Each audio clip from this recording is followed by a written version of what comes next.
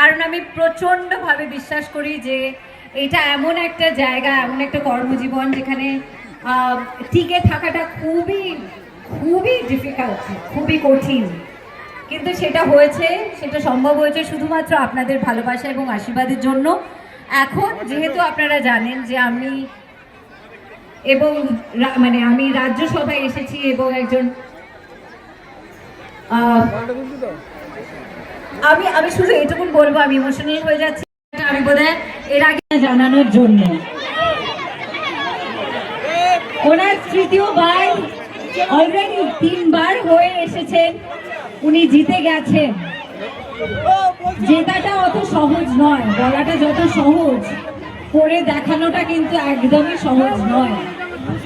অনেক মানুষের নিশ্চয়ই অনেক উপকারে এসছেন বলেই 3 বার উনি জয়ী হয়েছেন। এবারেও চতুর্থবার আশা করছি আপনাদের সবাইকার ভালোবাসা এবং আশীর্বাদ ওনার সঙ্গে থাকবে এবং উনি বিপুল ভোটে আবার জয়ী হবেন, এটা আমার বিশ্বাস।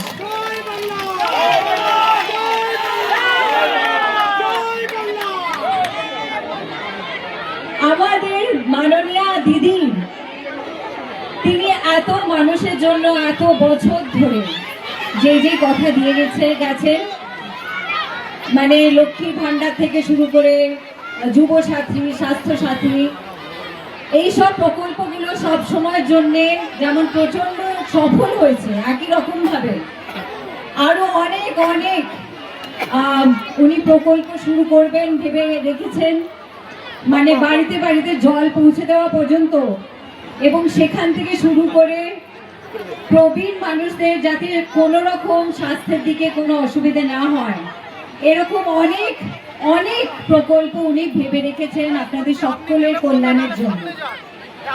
তো সেই জন্য আমার মনে হয় এবারেও আপনারা বিশ্বাস রাখবেন, আপনারা আস্থা রাখবেন যে যারা আপনাদের উপকারে সব থেকে লাগছে তাদের জায়গাতেই আপনারা ভোট দেবেন, সেই বিশ্বাসটা আমার আছে। তাই জন্য বুদ্ধি করে ঠিক মতো ভেবে চিনতে